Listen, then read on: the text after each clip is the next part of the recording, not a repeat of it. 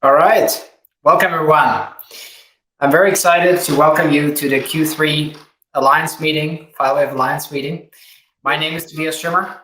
I'm the CEO at FileWave, and I'm super excited to basically walk you together with the team here through, I think, very packed 2-hour agenda. I know you're all busy people, and you've carved 2 hours out of your calendar to listen to what's going on with FileWave. And we thought hard about how to make it worthwhile, right? And how to make it a really great experience for you guys. And it's exciting to actually watch the list of people joining. I think it shows we're a truly global company. There's a lot of folks from the US, a lot of folks from K-12, one of the very important markets for us. But then also people from Sweden, from Belgium, from Germany, from Switzerland. I also saw some Asian folks joining from the Philippines, where it's already very late. So exciting to have you all here.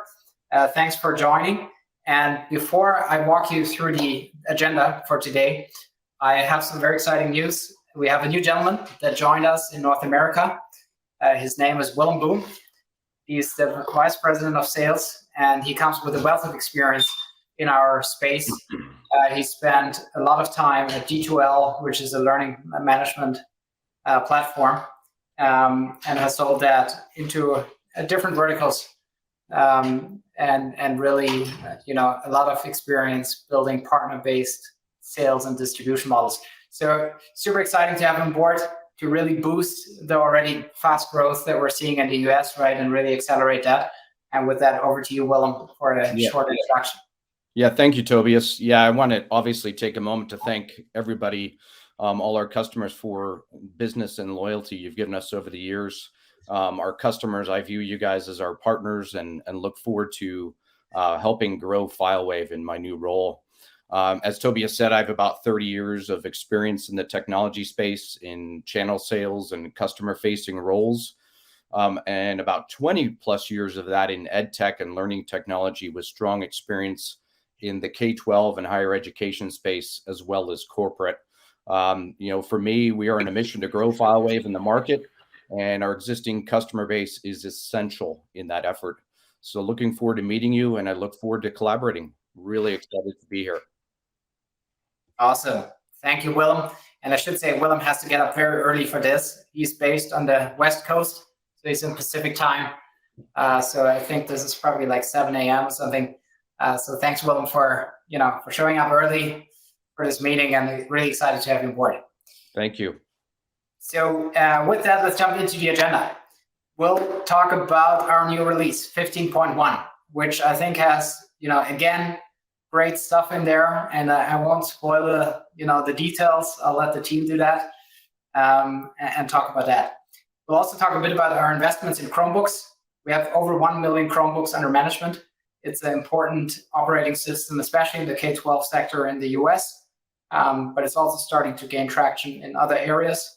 And that's why we do want to invest in it and really increase the value that you as customers get from that part of our product.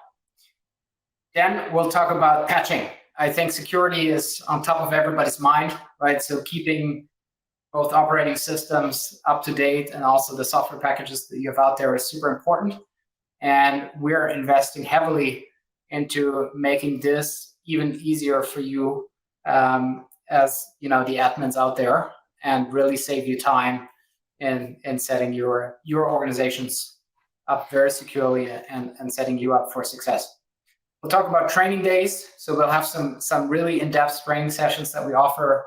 Josh will talk about that, our global head of professional services, which are really targeted of you making the best use of FileWave. I think it's a very powerful product, and we see that customers that do take training and do take some coaching actually can set up their systems even better and get more productivity out of FileWave. We'll talk about the knowledge base and Foundry updates. I think personally what I love about this one is we're using ChatGPT 4 to make it much more searchable with the chatbot. I don't know if you guys have tried it. I think we'll showcase it today a little bit. I think it's a cool application of artificial intelligence, to make the wealth of knowledge that's already there just much easier searchable for you guys when you have a problem out there. We'll talk about CentOS End of Life, which I think is important to many of you.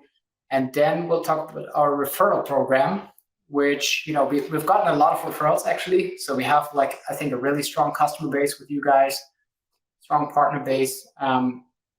And we really want to acknowledge that. And that's why we're launching kind of some new benefits that if you successfully refer a customer, Willem will talk about the details there. You'll get some great benefits, you know, to value the referral. And then last but not least, we'll finalize the meeting with the, I think, well-established Ask FileWave Anything session, where you guys can ask all of us any question that's top of mind for you regarding FileWave. And yeah, I'm excited about that last part as well, because I think it's interacting with you live and, you know, really getting into a conversation with you. So with that, I do want to introduce two people to you that will run you through the next part. So Tony Keller, who usually talks quite a bit about his product, he's on a well-deserved vacation, which this time fell onto this meeting.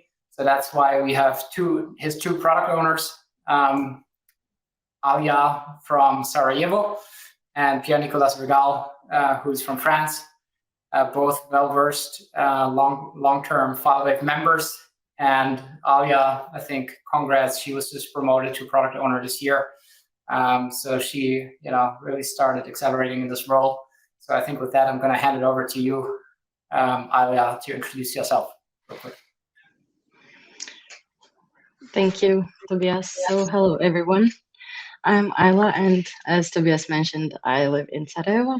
I became a FileWave member like 3 years ago and started as an agile coach and recently moved to PO role. I just wanted to state that in this role, my personal, let's say, goal is to make all our customers happy and proud that are part of our family, FileWave family.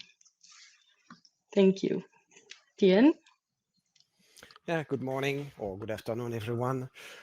So I'm Pierre-Nicolas, sorry for my very Frenchy accent again. So working with the product team together with Ayla and Tony that most of you already know. I'm quite sure I've seen a lot of familiar names in the list, so I've been already in contact with many of you over the last years. But yeah, for those who do not know me, here are the mandatory introduction words. So I joined FileWave 11 years ago, which looks like a long time ago as a developer. So which means that you are very likely using one of the features I've done or I contributed to. So I hope you're happy with these ones. I joined the product team 5 years ago, and now I'm more focused on everything which is FileWave Central Admin and everything which is Apple related. I'm said to be the Apple fanboy of the company, so I'm focused there. So that's it. You've seen last week that we released 15.1, or I hope that you've seen that we released 15.1. And I'm really pleased about this release, and I really hope that you will enjoy it as well as we enjoy it. Before I start, I would like to say a big thank you for all the customers who participated to the early access program and gave us their very valuable feedback that really helps us shaping the product. And if you're interested in getting early access, just make sure that you contact us and have the version of FileWave before everyone and being able to give us our feedback.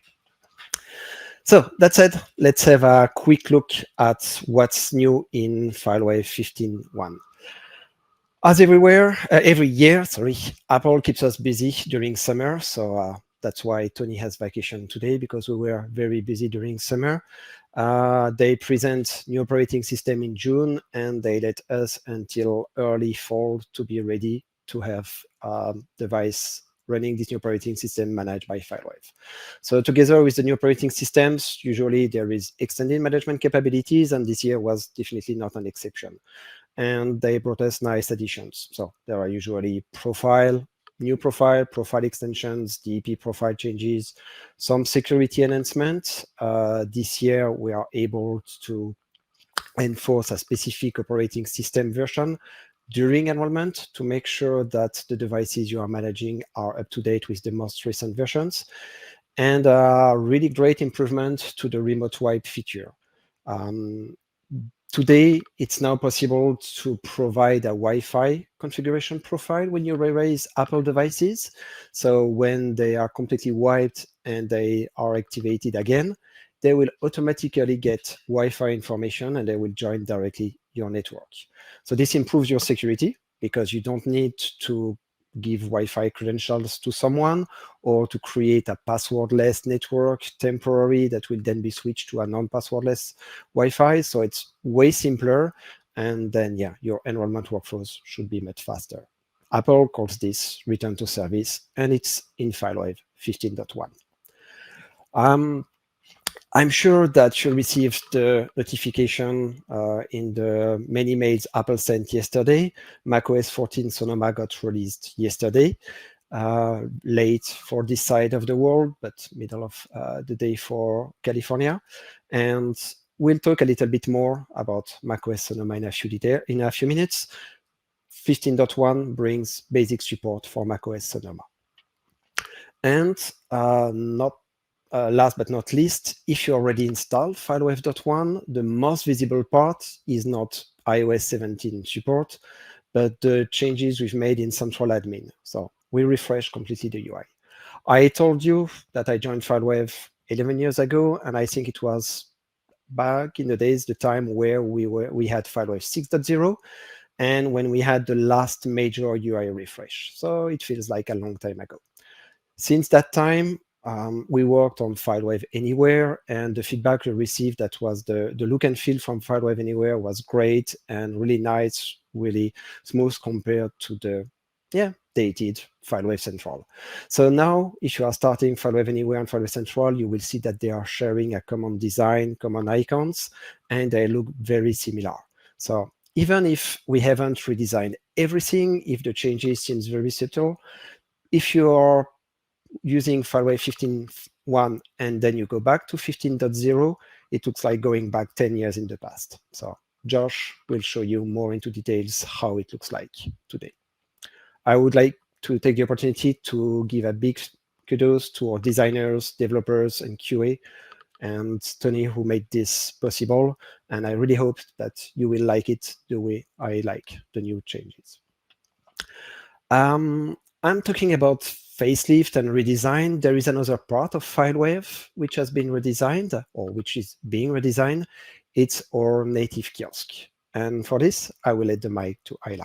Ayla, it's yours. Thank you. So first of all, I'm thrilled to stand before you today and introduce you a completely redesigned kiosk. In case there is somebody around here who didn't have the chance to use Kiosk before, I'm going to briefly explain what the app actually does. So one of the standout features of the Kiosk app is the power it places in hands of administrator, in a sense of it provides administrators power to give collection of the possible file sets to be installed in different devices. But on the other side, user also have the chance to choose what they want to install out of that collection. So while I will ask Josh to share the video that I have prepared for you to see, and while you're watching the video of how technical preview of the kiosk for iOS for now looks like, I'm going to also briefly mention what are the main highlights that we have done for this release. So as you can see, the new kiosk app has undergone a comprehensive design, elevating completely user experience to a next level. We have put a lot of effort into refining the app's aesthetics, making it not only visual appealing, but also intuitive to navigate.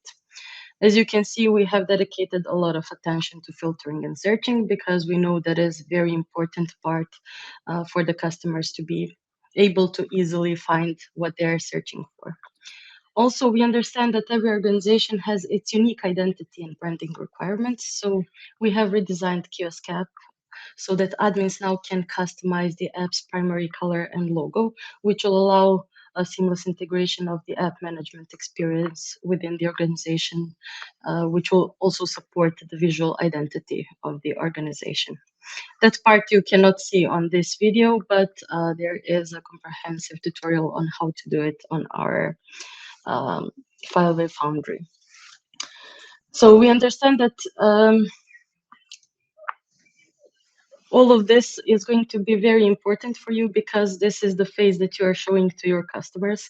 So we really put a lot of effort for all of you to like it. Now, while we are in this technical preview phase, we would like to actually ask for your feedback and to invite you to help us to even improve it more. So if you haven't already downloaded, you can do it from our knowledge base. And by that, you can also give us your thoughts and opinions. You have my email written in the slide that you're going to see. Yeah, that was it regarding. Did you want me to show the macOS one, or? That will be later. Thank you. Oh, okay. Yes. Don't spoil the rest of the presentation, Josh. Thank you very much, Ella. I mean, it looks really nice. I wish that we would have time to improve the kills much earlier, but yeah, it's better later than nowhere. So it's really great. So a few more words about the release. So we worked a lot on the admin facelift, and when we've seen all the different dialogues and assistants that we have in the admin central, we realized that FileWave has more than 30 years of existence, and we have a lot of features which may not be useful or even not used at all anymore. And yeah, sometimes less is more. So we announced a couple of versions ago that we will get rid of the support for old Android management, so the old APK side loading, which was only available for Android 7 and earlier versions. Now it will be the time in 15.2 to completely remove the support. So this will be gone in the next version. 15.1 will be the last version where we have this support. But yeah, we really can't imagine that you are still using Android 7 Nougat in production. So I will really recommend you to switch to Android management API-based management, which offers way more flexibility and features than the old APK system. And by the way, you can still deploy your own apps, but using Google's recommended approach. I said that, yeah, we'll talk a little bit about macOS Sonoma. So yes, it has been released yesterday. You may not have seen on FileWave website or in the news that, yeah, we are 0-day support and everything is ready. The main reason is that we want always to spend the time testing FileWave with the current version of the operating systems. And there are so many features that, yeah, it's very optimistic to say 2 hours later that everything is working properly. We've seen that sometimes the release candidate provided by Apple 1 week before the release has changed, and that some items have changed in the device management area. That said, that doesn't mean that you cannot install macOS Sonoma. We've worked on FileWave 15.1 to have the basic supports based on the beta versions that were available until the release candidate to make sure that everything was working well with the versions we had. Now, one thing to know, there is one restriction Apple added in macOS Sonoma, which needs some changes in FileWave client. What it prevents is it prevents FileWave client to restart itself after upgrading. So which means that if you have FileWave 15.0 and you want to upgrade to 15.1 on macOS Sonoma, the client will not be able to upgrade itself automatically. You will have either to restart the client manually or to restart the device. Now, the good news is that we've been able to cover this change during our development, and FileWave 15.1 is already ready to cope with that for the future upgrade. So our recommended approach is upgrade first to FileWave 15.1 and then upgrade to macOS Sonoma. As I said, the only problem is that the client, the agent, will not restart itself after the very first upgrade. So which means that in case you have devices which are already upgraded to Sonoma and not in FileWave 15.1, again, it's not catastrophic. You will have to wait until the device is restarted. Until that time, the device is still managed, the client is still running. It's just that, yeah, it will not be upgraded as quickly as possible to FileWave 15.1. So that's the only thing to know about macOS Sonoma, and the remaining of the features will come in a future version. I will talk about it very shortly. Talking about upgrades, VPP v2. For those who have heard about this, so VPP is the license management system from Apple, and I think it's now 2 years ago they introduced new APIs about license management. They called it VPP v2, and we started working on it already 2 years ago. We were ready, but we know how critical license management is in the Apple world. We see that every year in the summertime, most of the schools are refreshing devices, are hammering VPP API on Apple side, and the system, which works quite well 11 months a year, starts to be struggling a little bit with the load during 1 year. So during 1 month, sorry. So we didn't want to add on top of that a change in the API. So we tested what we've done. And thanks again for early access. We've had selected customers who tested the VPP v2 implementation for a couple of time, and now we are confident that the change is ready to go. So that's why with FileWave 15.2, we will switch, with 15.1, we will switch to VPP v2. And in 15.2 or maybe in 15.3, we will completely get rid of the old implementation, as anyway Apple is deprecating it. What does it mean for you? In theory, nothing. The API is completely compatible v1 and v2. It's just supposed to be more reliable and faster than the previous one. So talking about upgrading and changing versions, a quick reminder about the different versions we support. For FileWave, it's quite simple. We support 2 versions, so which means 15.0 and 15.1.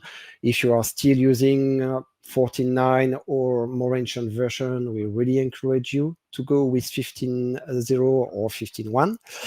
When it comes to operating systems, most of the time we support between 2 and 3 operating systems. Of course, it depends on the vendor capabilities. If some operating systems are outdated, then yeah, we will not be able to support them.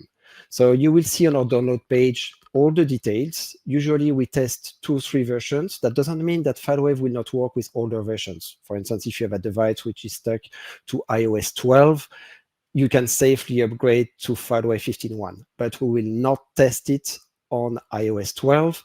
And obviously, all the new features we brought to support iOS 17 will not work on iOS 12. On the desktop, you could even use an older version of FileWave client. The same, it should work, but obviously the new features which have been added after will not be available for these older clients. And last but not least, backups. We've seen, over the time that sometimes some customers are reaching out of support because they have something that goes wrong on the server. Sometimes it could be the server that misbehaves. Sometimes it could be a power supply issue, and then the server was just shut down in the wrong time, or even worse, it could be just a hardware issue and some data is gone. So just make sure that you have backups. We really, it's not something we like to do, but that's really, really important. I just can repeat that. Josh, I'll let you go to the next slide, please. So we talked about 15.1. Let's see what will be next. And the first item we will address in 15.2 is moving forward with the kiosk. And I will let Ayla talk more about it now. Ayla. Well, thank you. So as you can see, we didn't stop at improving design only for iOS kiosk, but we decided to proceed with macOS and Windows also. So we are going to give you a little bit of sneak peek of how will that look like. It will look actually very similar to iOS kiosk. So Josh, can you please start the second video? Yeah. So both of the Mac and Windows will look pretty much the same, but yeah, this, what you can see here, is a basic idea and concept. So I just wanted to state here one more time that the heart of this development is actually the feedback that you provided regarding the kiosk. So we wanted to let you know that we heard your voices loud and clear, and your insights and requests have been really important to us, and we really took it in consideration while we were doing these changes. I just wanted to mention one more time that it is tremendously important to collect everything that we can to make this app as best as possible, so it can serve your purposes and make you and your customers very happy. So I wanted to state also that we are kind of changing customization of the kiosk, and I would kindly like to ask you to provide us information on what are you customizing actually, because currently you have a possibility to customize things using HTML, and that is very powerful. So we would like to know, for example, which fields are you missing to be customizable, where to find them, and so on and so forth. So if you would have a few minutes to give us that feedback, we would be very happy. And in the end, I would just like to thank you for your continued trust and support. And we look forward to bring you new kiosk app and create a better digital area for all of us. Thank you very much, Ella. Really looking forward to seeing the new kiosk replacing the old one on all the platforms we support. So what are we doing right now? So yeah, we are not all on vacation, so we are already working on FileWave 15.2. As I mentioned earlier, 15.1 was really focused on iOS and iPadOS, which have been released a couple of weeks before. And we know that it's very critical for you that FileWave is updated and quite shortly after the new operating systems are released. So FileWave 15.2 should come quite shortly and will address what we call Apple for Release Part 2. So it's everything which was not critical for iOS, iPadOS, or tvOS, and for things which are macOS specific. So there are, again, some profile changes. There are, again, some security changes, like the way where you could enforce disk encryption, FileVault2 during enrollment. So this will be available for 15.2. One item that Josh will explain a little bit more is that for a long time, we were using our Linux distribution for a long time, the Linux distribution we were using for server, booster, and imaging was CentOS. Unfortunately, Red Hat has changed the plans regarding CentOS, which will now be an upstream version, which means that, yeah, it's always getting the most recent packages, which is not really what you expect from a stable distribution for a server. So, yeah, CentOS, as we know today, is end of life. We cannot continue with CentOS. We thought that we would go with Alma Linux. We will not be able to do that. So we have to change our gears, and we are switching to Debian. It keeps the teams a little bit more busy than just switching to CentOS. But yeah, we are working on it. So you have some time to do the transition. Another item, which is more on the back end, on the invisible part of FileWave, it's the next item, model update improvements. I've seen some names in the list of customers who were already customers when I joined 11 years ago. And I'm not sure if you remember, but back in the days, Apple just released iOS 6, by the way, FileWave MDM was in a different product, a separated product from FileWave Server. And there was 2 installers. We were even supporting FileWave on Windows Server. So you had to install both separately. Since then, we unified both servers into one product. We integrated MDM into FileWave Server, inventory into FileWave Server, and it brought a lot of improvements in the code base and in the way we can bring new features. But still, there are still some parts of the product which have not been changed over the years, and which are not making use of this unification. Model update is one of those features. So earlier this year, we started to unify model updates. So we don't have one part in the old MDM side and one part in the old FileWave server. Everything will be in the same place. And that will be for us the prerequisite for all the future improvements we want to bring to model update. And I'm sure that you have a long wish list about how we could upgrade model update. So we are close to the end of the code changes. Now we know how critical model update is. It's one of the most central pieces of FileWave. And we know that if there is anything that should never fail and that should not be broken, it's model update. So even if we are ready in terms of code, we are taking our time to really test if the new version is producing the exact same result as the old one. So I would like to thank again our development teams or QA. They are spending a huge amount of time testing and checking that both versions are doing the same thing with all the flexibility FileWave allows. And when we see the smallest problem, we go back to the table, we fix it, and we test again with everything to make sure it's there. So we are in this process, and we really hope that we'll be able to bring that to you in a near future. Won't be in 15.2, but we are still working on it. And because, yes, we have a lot of under the hood changes, but sometimes you would like to see visible changes. In 15.2, you will have the ability to set up directly MSI properties inside the MSI file set to customize completely MSI installation. So small, but hopefully in fact impactful enhancements for Microsoft management. So that's for what's coming very next in 15.2. And I hope you're not tired of my very French accent, but I will speak a little bit more about what will be next, so in 2024. So sneak peek, we discussed about the kiosk. Ayla showed you where we're at with iOS and desktop. The goal is really to complete the refresh initiative and to provide everything at the beginning of 2024.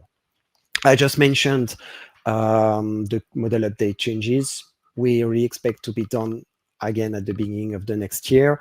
And the plan is to do something like we've done with VPP v2, so phased rollout, testing with some customers, making sure that everything is ready. And once we are confident that it's good, then we will release it to everyone.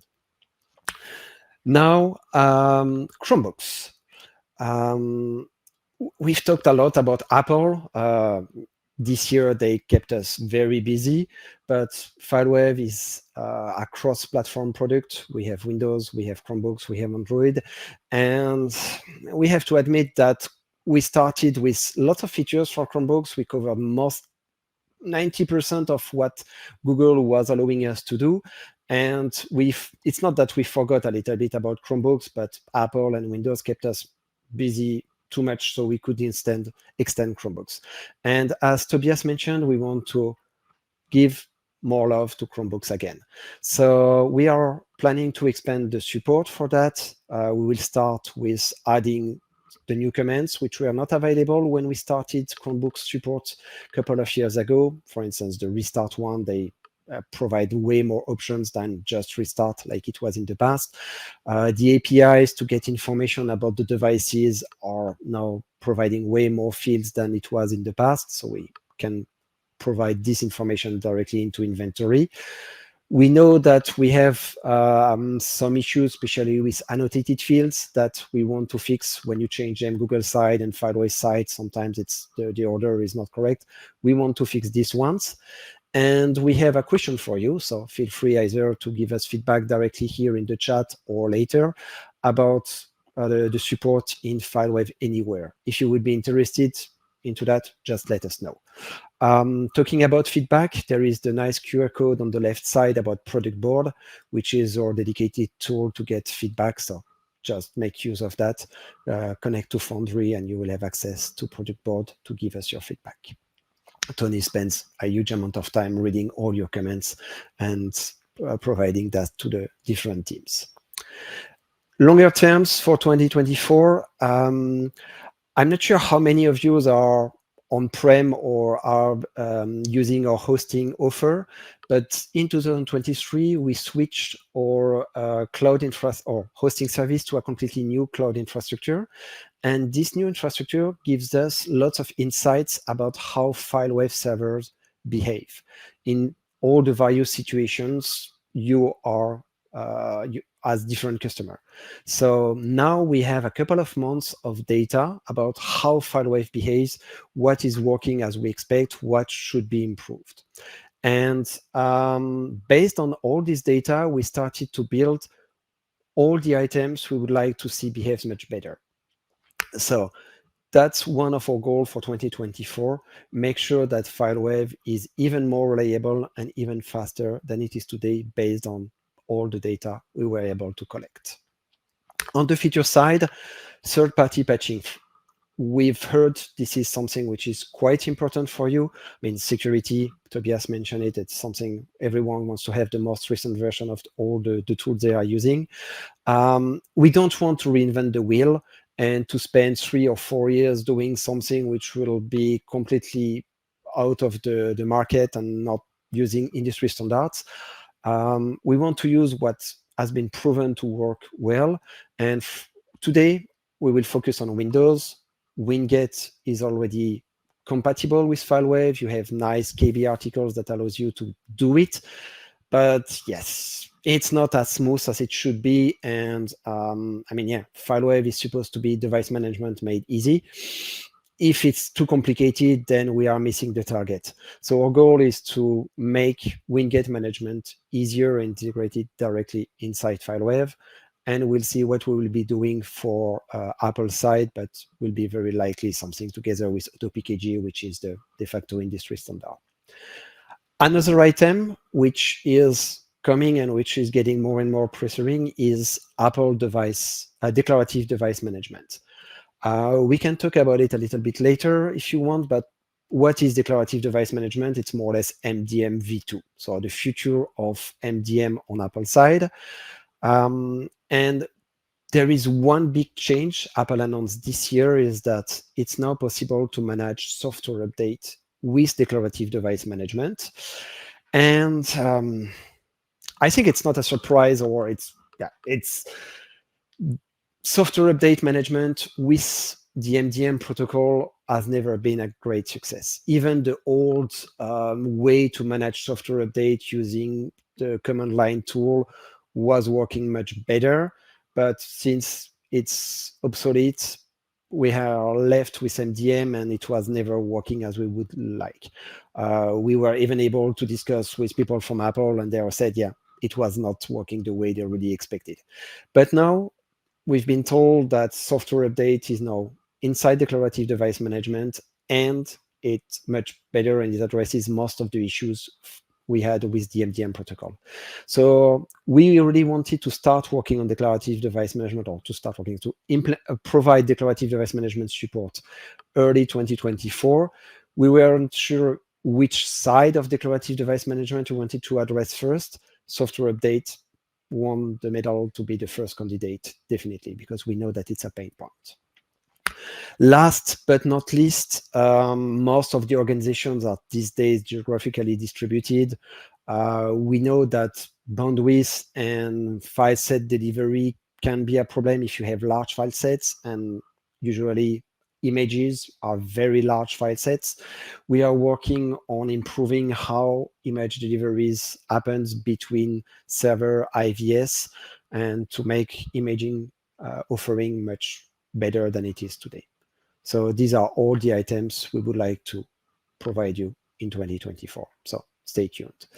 Last, of course, we know that Apple will release new operating system this year with the spring release and the fall release. And we know that Windows 12 is likely coming this year. So obviously, we will work on making FileWave supporting this so you can safely upgrade your devices to the new operating systems when they will be released. So that's for FileWave in 2024. Back to you, Josh. Thanks, Pian. Let's see. So, just continuing on more about 15.1 is and I've mentioned this on past Alliance events, you want to get to new versions not just because of the great features and support of OSs, but there are security reasons to also get there. And 15.1 includes updated libraries, and for instance, OpenSSL is a good example. It includes 3.0.10, which addresses a security issue as compared to the version that we had. We do know that 3.0.11 released on September 19th, right when we were finishing up with this release. But we found that it affects Windows 64-bit if you're running a server service. And so it doesn't, everything we read, it doesn't impact us. We'll, of course, end up on 3.0.11 or whatever the next thing is when we do our next release, just because we try to stay on top of versions, because it's always good to be on the latest for bug fix reasons. But yeah, think about that. If you're hosted, then you'll have likely received an email already from our IT folks about our plans to upgrade you. You may have also reached out to support to ask to be upgraded sooner than the plan to upgrade to hosted. If you're on-prem, really think about getting to this new release. Even if you don't support any Apple stuff, and you don't necessarily think that on the Windows side there's something critical you need to do, it's good to do these upgrades. Okay, so this part would have been a Tony thing, and he asked me to cover it while he was out. So I will do my best with, I have a recording of his that tells a little bit of a story, and I'll speak to it, but here's the idea. So deployments, right? I hope people have looked at it, because now deployments appear both in FileWave Central and Anywhere.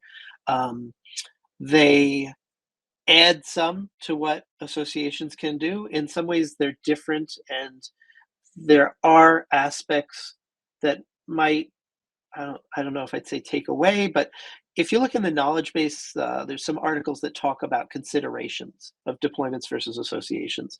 And obviously the long-term goal is we would want deployments to be clearly the better path, so that associations could be phased out, right? But we're in a place now where you could use deployments and associations at the same time. You can convert associations to deployments in Anywhere. Pretty easy to migrate. And there is some functionality that we wanted to talk about that is in deployments that can be helpful. And I have a little video, and I will speak to it. Here it is. Let me make this a little bigger. Okay, so in this scenario, we're going to talk about, there's some iPad restrictions that we're sending to, we have a smart group, and you guys probably have smart groups for things like teachers versus students or particular schools. If you're not in education, then you probably have smart groups like for finance or IT, same concept. But in this video, and I'll just kind of speak to it as it goes, we have this restriction file set that is applying to a bunch of devices through a smart group, and maybe we're worried a bit that something is wrong. We're trying to troubleshoot. And with associations, in the same scenario, you might have a tougher time separating the one device from what everyone's getting. So here you'll see, this is the restriction profile, right? It's associated to all students, but I don't want my specific device to get it. I want to see, like, is this thing a problem? Can I exclude it? That smart group is based on a custom field, that it's student devices with iOS, right? So I could, in theory, change the smart group and say, I don't want that iPad to be in there, but it might lose other things as a result, because maybe I have more pieces of software associated with that smart group. And I just want to make this one thing a bit separated. So what this is going to walk us through is we're going to make, instead of an association, that I'm sure that's the way most people on this assign file sets to devices, but you should really look at deployments for this particular thing. So let's see where we get to making a deployment. Right, so this is just showing that we have this other smart group. Also, you know, they're getting other things because of the student role. So again, we're trying to do this in a way that doesn't remove everything, just removes that one thing, you know. And I don't want to change them away from being a student because that's going to affect more than just this one restriction profile. So, and there you go. Like, they're going to lose Google Drive, they're going to lose Messenger, they're going to lose Planets and Facebook. So they're going to lose out on much more than, you know, if I change them away from being a student.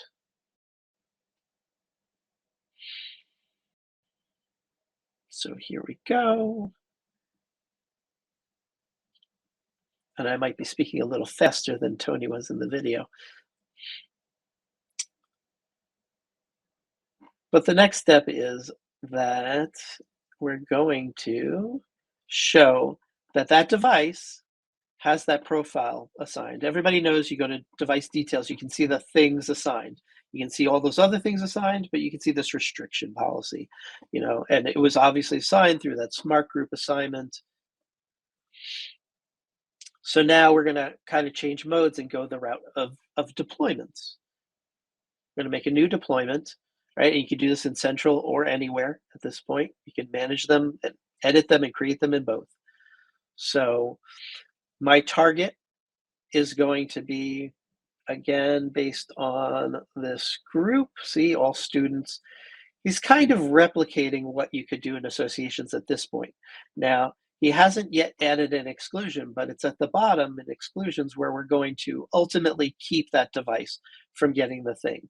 Now, here he's going to pick that restriction policy.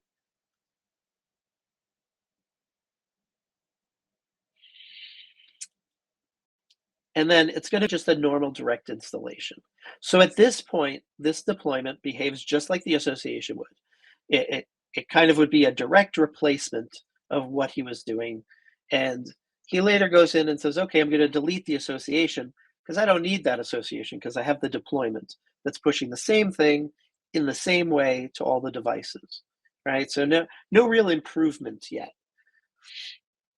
But here's where the improvement comes in, you know, because I want to make it so that that iPad does not get that particular thing, you know. And you can see, again, that restriction policy is still here. Makes sense because the deployment is targeting the same smart group, same logic. You know, so multiple devices have it, totally makes sense.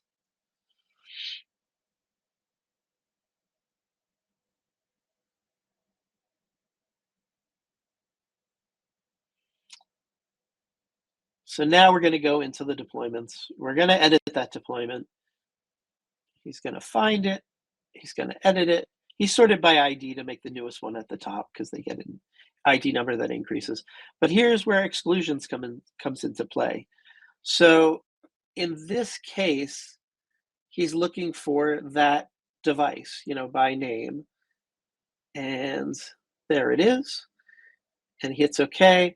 And so now in theory, everything that's in all students is getting this, but iPad main is not. And we haven't changed anything else about that device. So it still is a student role device. So it will still get this, that simplex ES or elementary school smart group. It just won't get that, you know, restriction policy. And so when we go in there, we're going to see that that student restriction is there with a status of excluded. So the fourth or fifth column there is excluded. So you know that there is sort of an association of sorts. I hate to use that word because it's really deployment, but there is a tie of sorts, but it was showing excluded and now passive.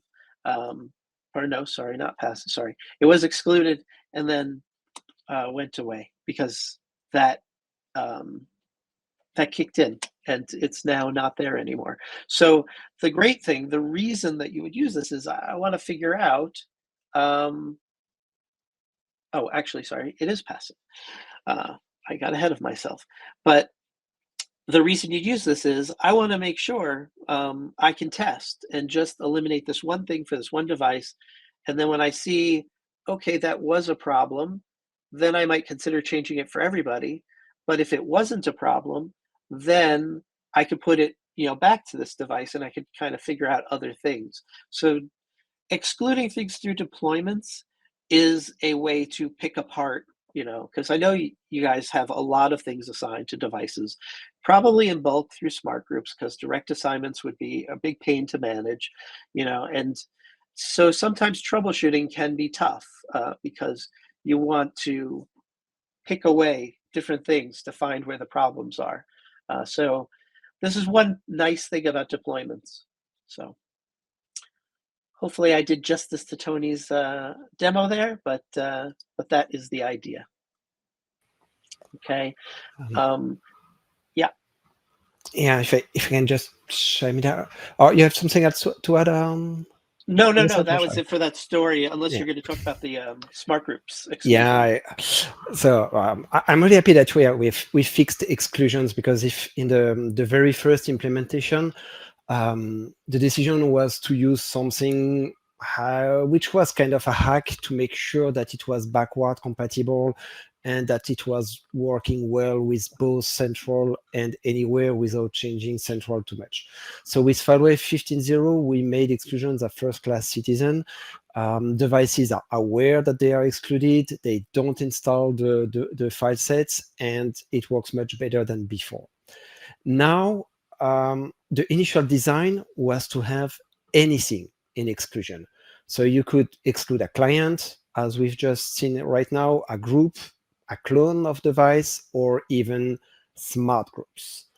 But so that's great, because it brings a lot of flexibility. You can say all the devices in that group, smart group, gets the file set, but all the ones in that smart group will not get the file set, and if they join the user smart group, they will not get the file set, and so on. So it's really flexible. But the negative design, so the fact that we remove items from what should be installed, is very complicated to achieve, and especially because of smart groups. And what's the main issue with smart groups? The main issue with smart groups is they are dynamic and asynchronous. Evaluation of smart groups occurs by default every 10 minutes. You can even increase if you have a lot of smart groups, and the smart groups evaluation takes lots of resources. So which means that at the time you hit model update, smart groups may or may not be evaluated with the most recent definition. On top of that, your desktop devices are configured to connect to the server regularly, not immediately. So which adds some latency until the devices are aware that they are not part of the deployment. So for inclusion, it's okay, because the delay just means that the file set will be downloaded and installed a little bit later. But for exclusion, we've encountered many cases where the device, just after a model update, will be instructed to download file sets, install file sets, which takes a lot of bandwidth, then installs, then shows things on the device. And a few minutes later, when the device will receive all the information about smart groups, it will be instructed that, hey, by the way, you are part of the smart group, and because you are part of the smart group, you should not have this file set. And then all the data we downloaded will now be removed from the device and have been downloaded for nothing. So we tried several things, but each time we tried to fix it, it would break, or not break, but make the normal use case much worse, because you would have to wait a lot until everything is evaluated, everything is done properly. So yeah, the conclusion we came to is that, unfortunately, managing smart groups in exclusion is not something that we will be able to support without super heavy and complicated changes. So what we prefer to do for now is to have something which will be a little bit less flexible, but much more predictable. and then not apply exclusion to smart groups. So it will still work for deployments.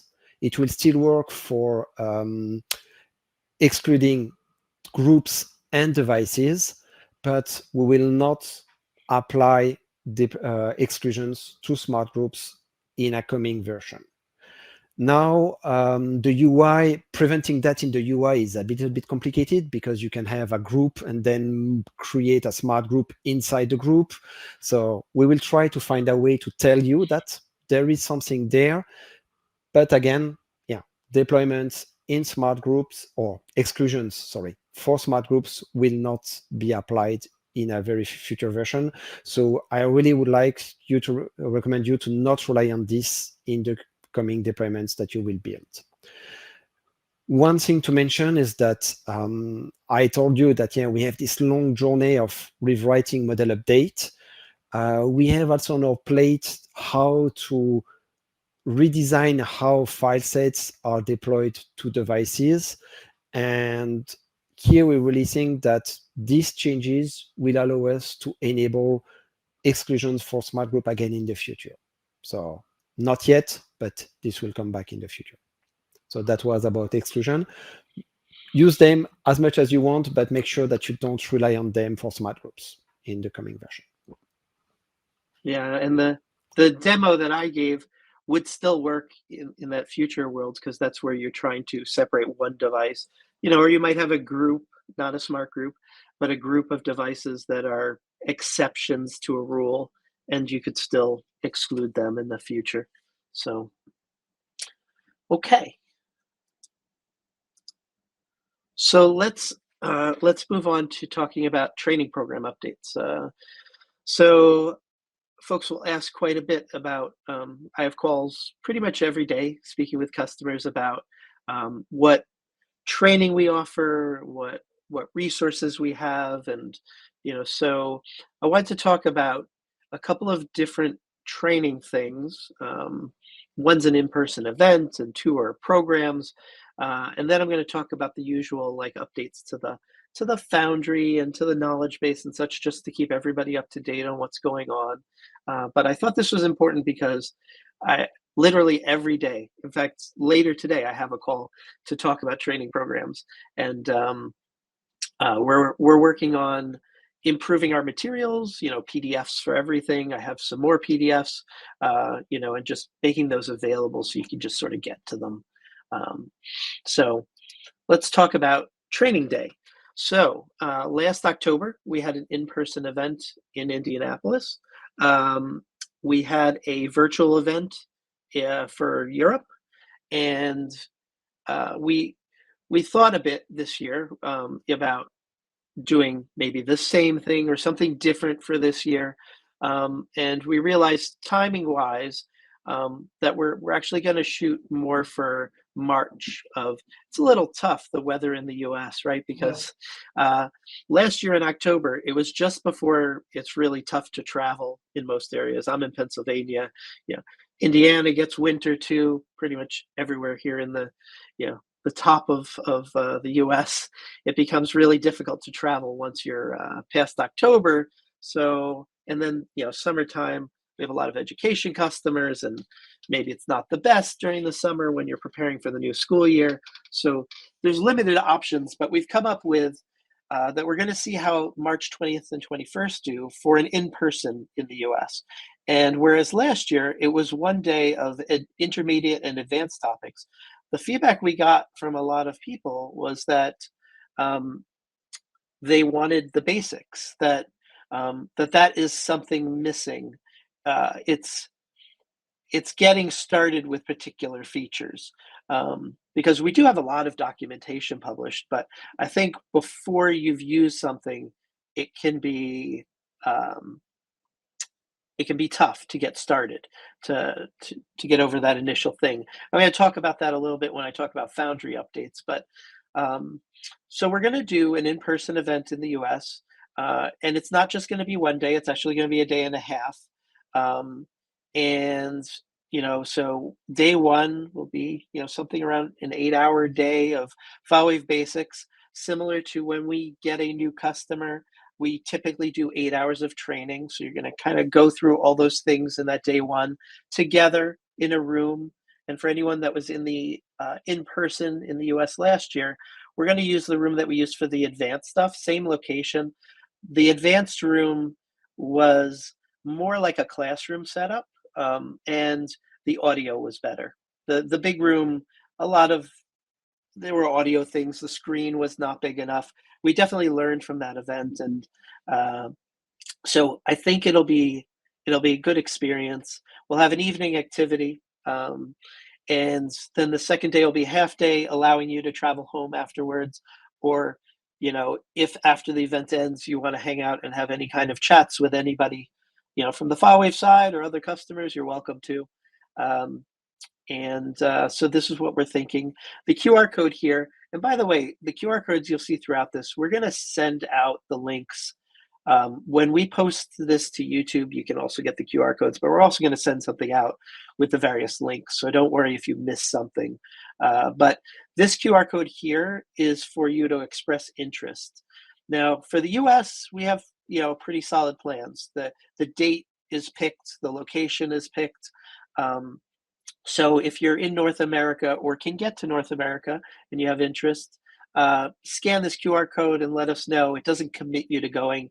It's just to get, your interest that you could go if you could secure funding, or you want to get more information. If you're in Europe or Asia, we were still thinking about whether it's an in-person event. We tried to do an in-person event last year. COVID got us and made it impossible. But whatever region you're in, you can scan the QR code, and there's a field on the form that lets you say like what you'd like to learn, which, in the case of Europe or Asia, you might say, I really have an interest in getting together in person and learning FileWave basics, or learning in depth about deploying software to iPads, or whatever it is, because we want to collect that information to really figure out, what the best plan is, what people would do, because it makes no sense to make an in-person event that would be, let's say, in Switzerland, and nobody would travel to Switzerland, perhaps. So we do want to investigate what people would do.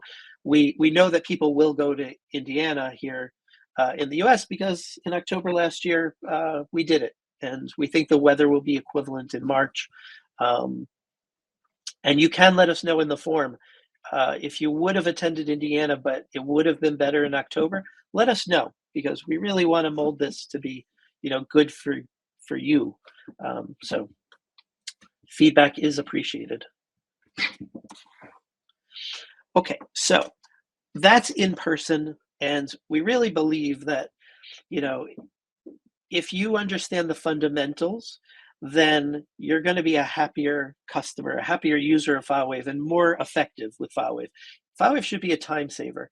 And I could say that, I've used FileWave in the time that I've been here. I actually evaluated FileWave years ago when I was working at a corporation, and used it a little bit. I used the competitor that doesn't exist anymore that works very much like FileWave. And if somebody asks me to deploy something, I can do that pretty quick, because, well, I have perhaps 20 years of experience doing the thing. But it's not just IT knowledge, it's, our product, and you should have a solid idea of what our product can do. So training is important, and that's why we wanted to do that basics thing for the US. And even if you're far along, you could benefit from that basics. Now, that in person is good if you're in the US, and good if you want to learn that stuff. We can also deliver remotely this new FileWave continuity. So here's a problem that comes up also almost on a daily basis. Someone purchases FileWave. You're at WYSIWYG Corporation, and you were there and you purchased FileWave and you got training initially.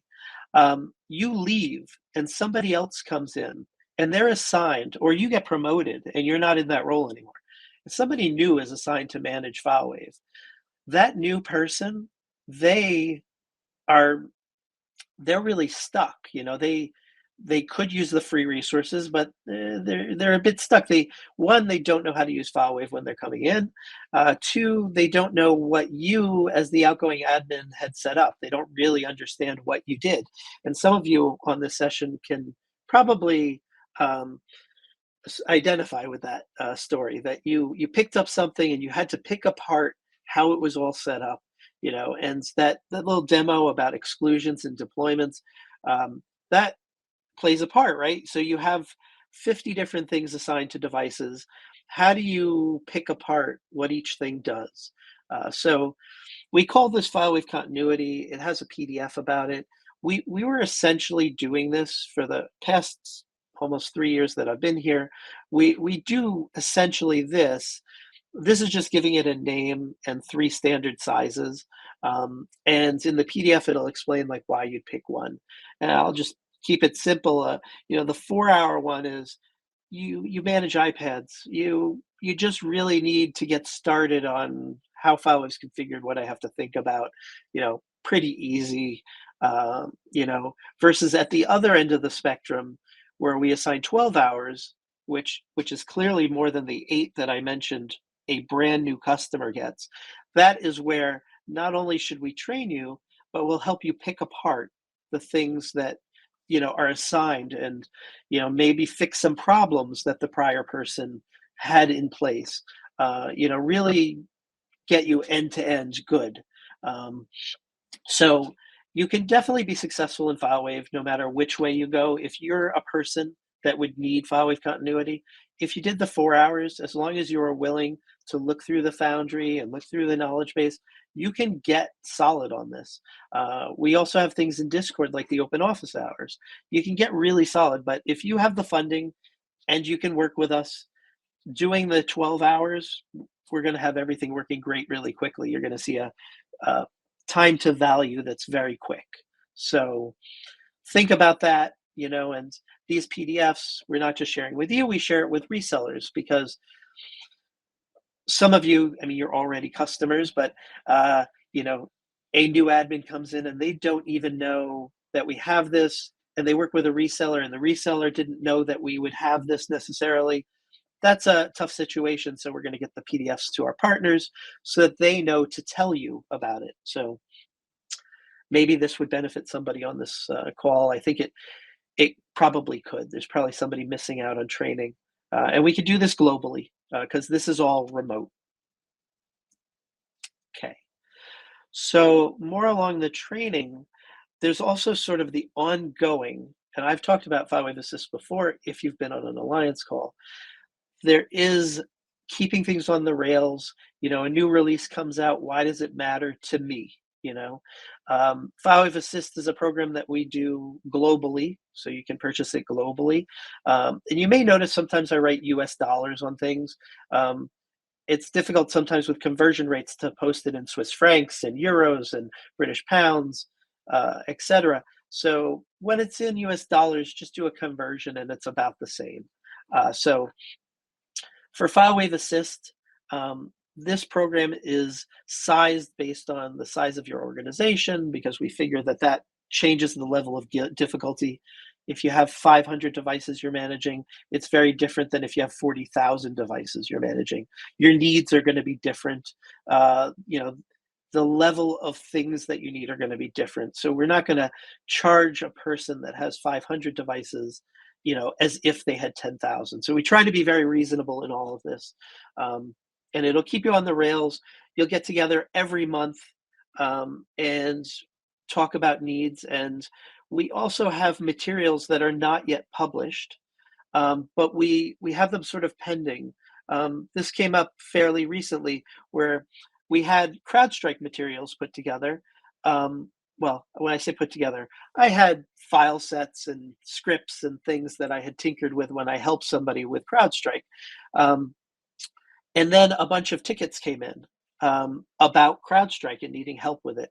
And so we turned right around and published that. It happens that one of them was a FileWave Assist customer, but we tend to have materials that are in various states of draft or publish. And in FileWave Assist, I think it's a very good opportunity to share with us, hey, I'm trying to do this thing. There's nothing in the knowledge base. I already looked about this topic. Is there some way that you can help me?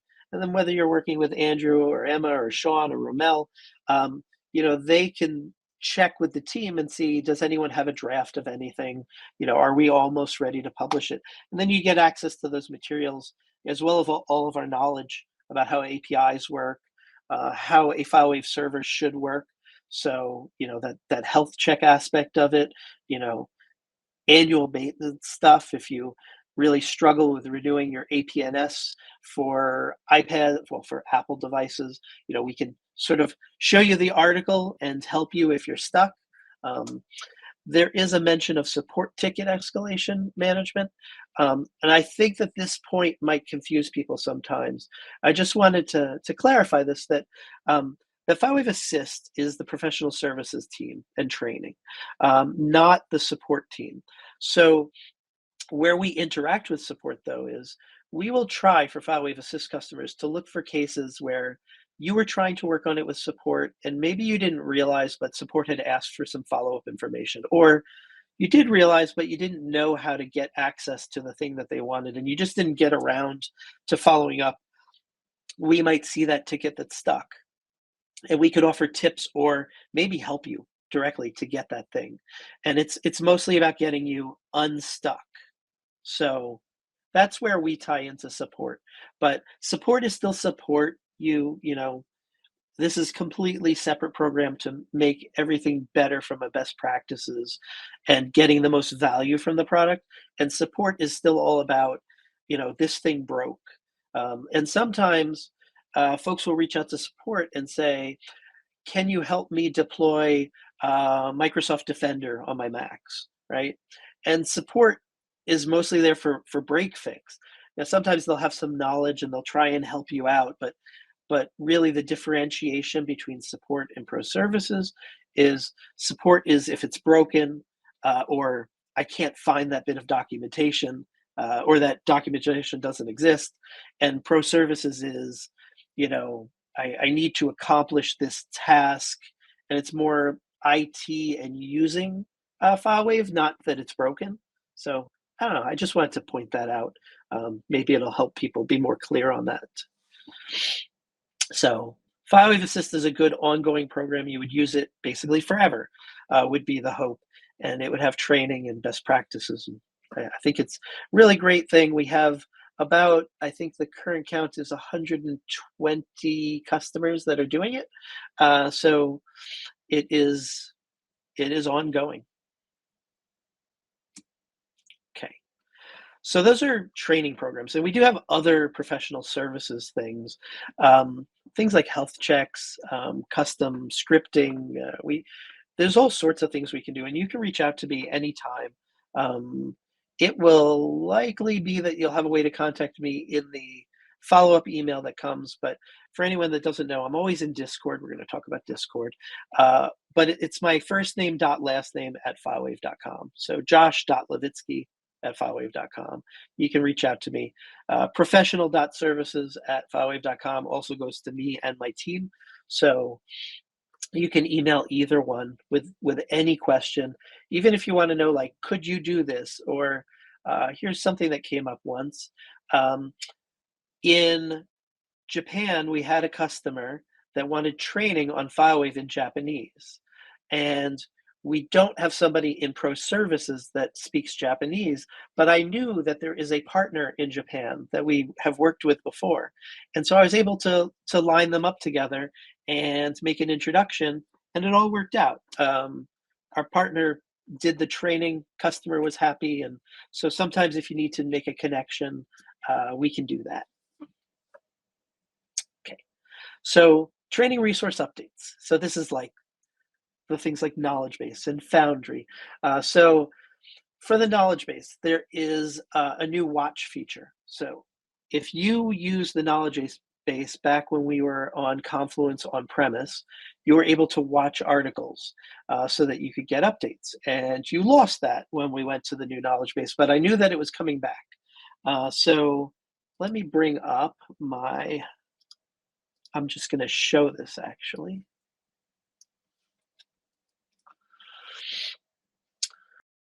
So the first thing is we do have an article here, this using email to stay up to date. This has all the steps that are in it. So you can find this anytime right on the main page.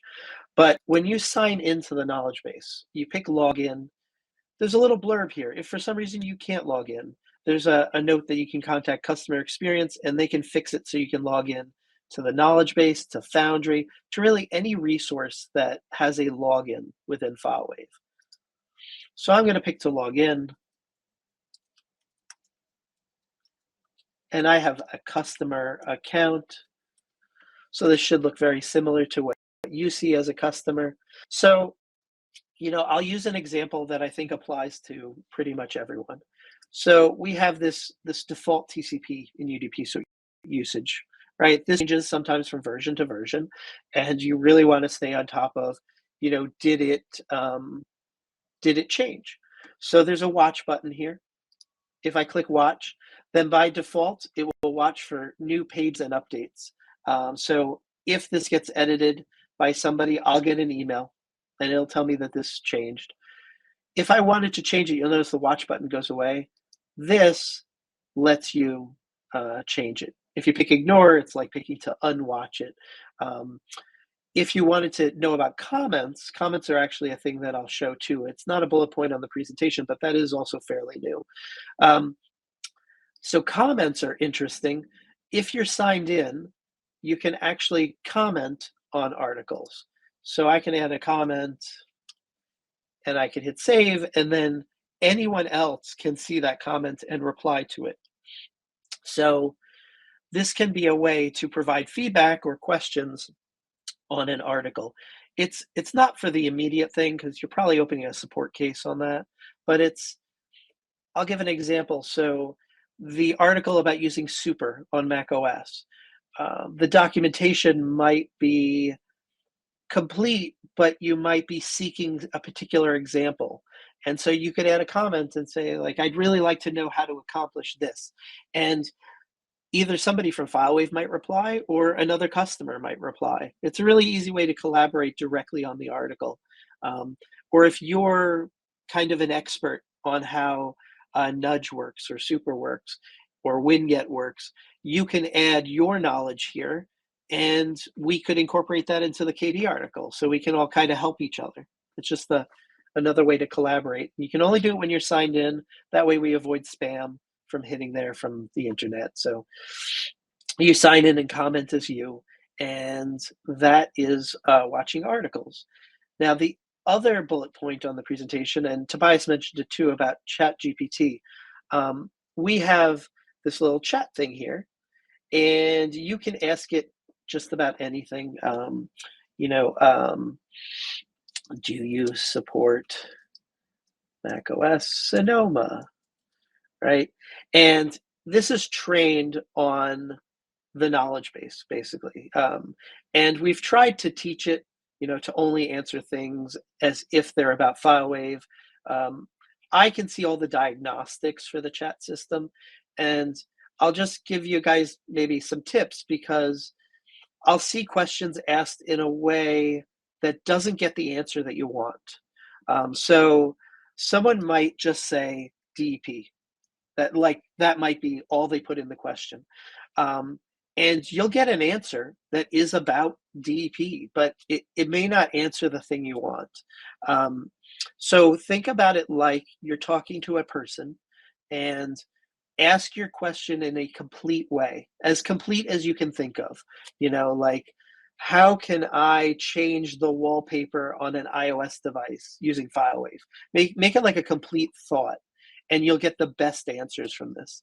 And you can do it in another language as well. So if your native language is German and you prefer to write in German, you can, and it will answer you back in German.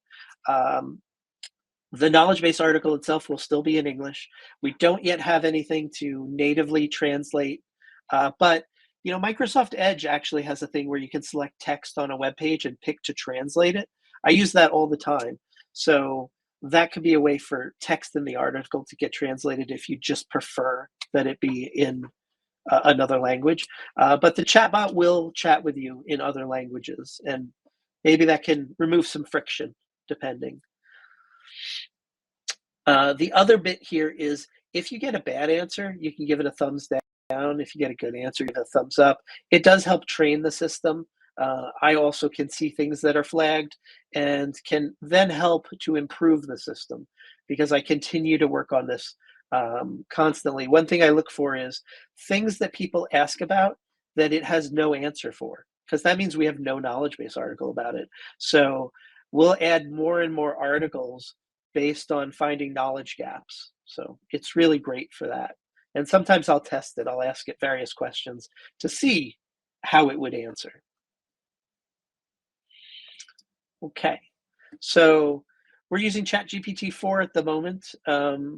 And you know, as things evolve, we will keep on improving, you know, perhaps using ChatGPT 4 with more memory if longer conversations are happening. But yeah, so the knowledge base is getting better and better. And I showed you an example for watching a page. I should point out this one other bit. So pages are great, right? But there's a concept called a book. In the knowledge base, it's like a library. There are shelves, and then there are books within the shelves, right? So if I go to the Apple shelf, all these books relate to Apple things. I wish that you could watch a whole shelf. You can't yet. But let's say you're really curious whenever we publish like a new macOS recipe. So you can actually watch at the book level, and if any new articles appear within this book, then you'll see it. And perhaps the most relevant example that I think everyone could benefit from is our download page, or this is our download book. You could watch it, and when we have a new release, you would know immediately. Or if we make an edit to this, you would know immediately. So that might be something helpful. Okay. So that's the knowledge base. So then Discord. So Discord has been growing, continues to grow. I've seen more and more helpful conversations with customers helping other customers.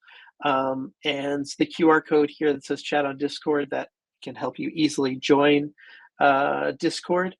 Discord's about the only service that doesn't use our single sign-on because Discord doesn't really have a hook to do that. So Discord, you just create a normal Discord account. And we have free training sessions here. So kind of along that training theme, if you feel unsure about things, we have these training sessions. And if you can't make it to the training session, we post on our YouTube channel, such as youtube.com/FileWave, or you can use the QR code there to get to it. We'll post the videos of those training sessions. So there's a best practices session on taking care of your FileWave server. There was a getting started with Grafana. There is separately a patching macOS and then a patching Windows session. Andreas, who's in Europe in FileWave, he has a session monthly for German speakers. So really great if you want to get together. That's in Discord. We also, in past Alliance sessions, I've kept saying that we have open office hours that is at 10 a.m. once a month in North America. Anyone's welcome. And we do have folks, you know, that will join from Europe because 10 a.m. does overlap with the workday in Europe. It's not ideal, but it overlaps with the end of day. But it was really terrible for Asia. So we now have 8 a.m. Singapore time. Actually, it's either tomorrow or the next day. You'll see it in Discord. But tomorrow night for me, so Friday at 8 a.m. Singapore time, there will be the first open office hour session that Rommel on my team will run, and I'll be on there too in case maybe it's extra busy. So that will be a monthly thing. So if you work an hour that would be compatible with 8 a.m. Singapore time on a Friday, you could join those sessions, and that's now, you know, 2 opportunities. And we want to add a time that's kind of in the middle of the day in Europe so that we could make it very accessible globally. So look for there to be maybe a 3rd session each month so that everybody could get help.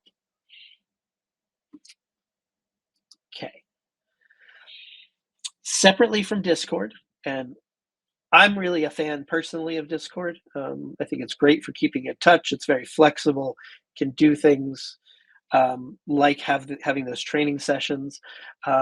We also have the Alliance forums, which is a web-based forum, which has also been seeing growth. I'd say Discord has been growing faster than the Alliance forums, but the Alliance forums does continue to have a stream of questions coming in and people joining it.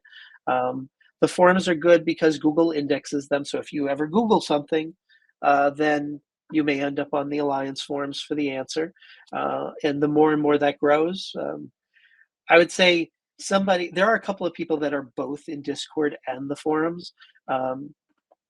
Whatever your preference is, we just want to support both. I think we have enough customers that both can be equally good. And if there's a really interesting topic that shows up in one, we try to share it over in the other so that nobody misses out. But I also recently added an AI chatbot to it, just for the purposes of like searching through chats, because I'm not a fan of traditional search in a forum or even in a knowledge base, because it assumes that you use specific words. And AI chatbots are great because they'll try and look at the meaning of your question and show you material. So you can check out the AI chatbot there. It works the same way as the knowledge base, but it's only trained on the forum. So you can't really ask it things about the knowledge base. It's meant for interrogating the forums. So that's how I have it now. And you can always let me know what you think of it. Maybe I should have it know about the knowledge base too. I'd be happy to get feedback. The Foundry. So this is where, again, we have those onboarding videos, quick videos that I've talked about on past Alliance events, because at the beginning of this year, they were added, and there's been a couple of videos added since I first talked about it. So there are more topics, and Sean continues to work on the Foundry and the Foundry content. So you should check it out, no matter whether you're very expert at FileWave or you're brand new. I think that there is material for everyone. So check it out, and again, give us feedback. You sign into it using that same single sign-on system. So Foundry access is free. So all we need is for you to reach out to customer experience if you can't log in. And I saw in the chat that Jonathan Kane may have shared the email address for customer experience. So very easy to reach out to them. We just need you in the single sign-on system, so we'll create a contact for you and anyone in your organization that you'd like.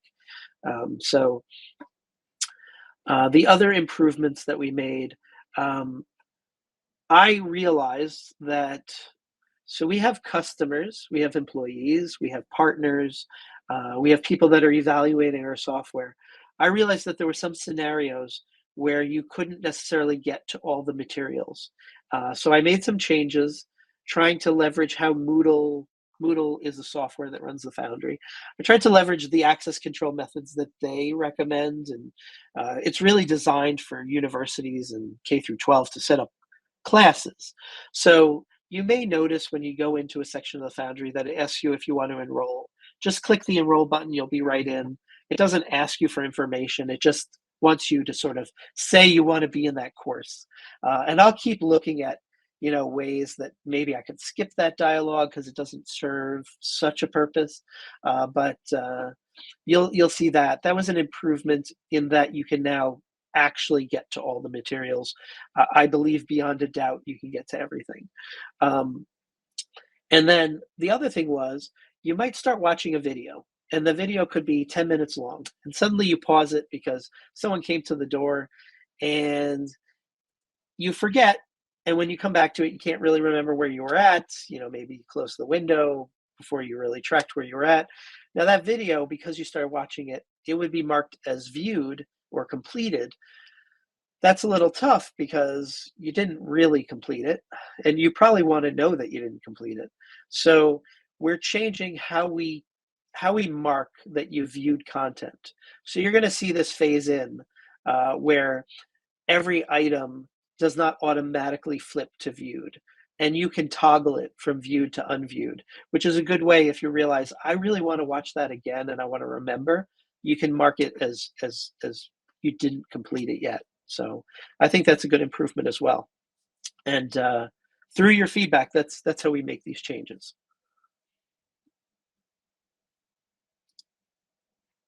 Okay, now the big, very interesting topic. And I saw somebody asked in the chat about the Alma Linux. So we had originally, we've been talking about this internally for a very long time, probably for as long as I've been at FileWave, because we knew that CentOS's end of life was coming. And our plan, honestly, was to go to Alma Linux. Alma Linux was binary compatible with CentOS 8.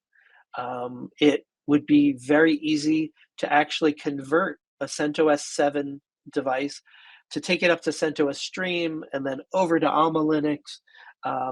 There's a whole conversion process, and we even had a script to convert a server. And then, I don't know how much everybody follows Linux news, but CentOS is downstream of Red Hat Enterprise. So like CentOS benefits from the work done to build Red Hat Enterprise. And Alma Linux similarly benefits from that work. Now, Red Hat, of course, benefits from the entire open source community to make Red Hat Enterprise Linux. But they do have employees that work on what is Red Hat Enterprise Linux, or RHEL, you'll hear it called. So they were not happy that CentOS should exist, which is why they made CentOS Stream. CentOS Stream is not good for production at all. That was by design. They have said that they're cutting off, basically everybody downstream, which is like, Rocky Linux, Alma Linux, I believe Euro Linux. There's a few others that are downstream from RHEL, and they're basically cut off, which means, an update for OpenSSL comes out, Red Hat Enterprise Linux packages it. That cannot be used by the folks in the Alma Linux team. So now they're left to package up everything kind of on their own. That is a big risk because, they go from a model where they basically ingest all the packages, they're binary compatible with Red Hat, to now this like, we're just on our own and can't do anything, unless the community supports them. And so there's a big question. Both Rocky Linux and Alma Linux, they are pretty adamant that they will continue to survive.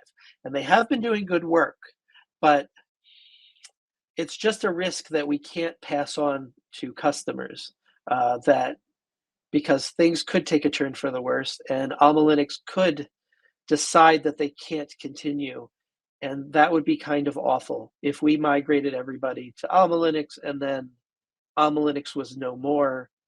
That would be, we just couldn't do it. So we started to look, what should we do? Should we take a chance with Alma Linux, or, should we go to Ubuntu, for instance? Ubuntu is a pretty good organization. Ubuntu's based on Debian. And then we said, well, why not Debian themselves? They've been around for 30 years. They have supported themselves. They're not part of a corporation, and they've managed to support themselves. They're very stable and very modern. So the choice was made to go Debian. That was what we figured out. Now, you can't convert a CentOS box to a Debian box. So that's where I'm going to talk about this roadmap. But basically, you can stand up a Debian box and your content can move to that Debian box and FileWave can work. What we're doing right now is we're building those Deb installers. We're going to be building appliances. That's where we're at this sort of present phase of things. Our goal is for 15.2, which everybody knows we do quarterly releases. We just did 15.1. Probably in the November-ish time frame, 15.2 comes out. And the goal is that when 15.2 comes out, or shortly after, we will release Debian appliances and Debian installers. So what it could look like is, let's say November 1st, FileWave 15.2 comes out. It will release for CentOS 7. It will release for macOS, just like normal. Nothing changes there. Your current server continues to work. You can upgrade your current server to 15.2. We're not going to suddenly say you have to switch over to a new platform suddenly. We will publish the Debian 12 supported things either exactly when 15.2 comes out or shortly after. They might not line up 100%. When we release the appliances and the Deb installers, a new customer that joins us, let's say you join in December, why would you set up a CentOS box? You would set up a Debian appliance and just be started with Debian. So that gets us already some users on Debian. Support gets some experience with some tickets coming from customers on Debian, and we get a little bit of traction in the Debian world. And what we found so far with development building packages is that it's been very successful on Debian. We think that it could also possibly be successful on Ubuntu, that if you liked Ubuntu, that potentially you could run it there. But we're committing to Debian. We're just kind of seeing, could it just easily work on Ubuntu as well, because Ubuntu is downstream of Debian. So that is what we're doing. And for you as an existing customer, so what will you do? So there's a couple of paths. If you're on macOS and you're going to stay on macOS for your FileWave server, there's nothing for you to do. You could stay on macOS if you'd like. If you are on CentOS 7 and on-premise, then you could either do this migration to Debian, which we're going to provide a tool and information, and support will know how to answer questions about it. Professional services will offer sort of the paid hand-holding experience. Anyone that is working with professional services, we can do that. And we're probably going to be a little more generous with professional services, helping for free in cases where we realize that something is not really necessarily your fault that it's not working. Maybe it's our fault. I hate to use the word fault, but you know what I mean. That maybe our migration script doesn't handle a particular unique thing, and we should definitely help you. We want everyone to be successful with this. So we're going to do our best to help everybody get from CentOS 7 to Debian, or I think PN mentioned about the hosted offering that we also have. So we can also run your server for you. And if you choose, you could transition either from macOS or CentOS 7 to our hosted offering, where you don't have to worry about backups. You don't have to worry about doing upgrades. We take care of the server. It honestly makes it easier when you're working on a support ticket, because we have direct sort of control of that server. So we could gather, it makes it easier for you because we can gather some logs, help with troubleshooting a bit easier. So that could be a choice. And when you go into our hosted environment, then the whole move to Debian is a non-issue. We're handling everything on our back end.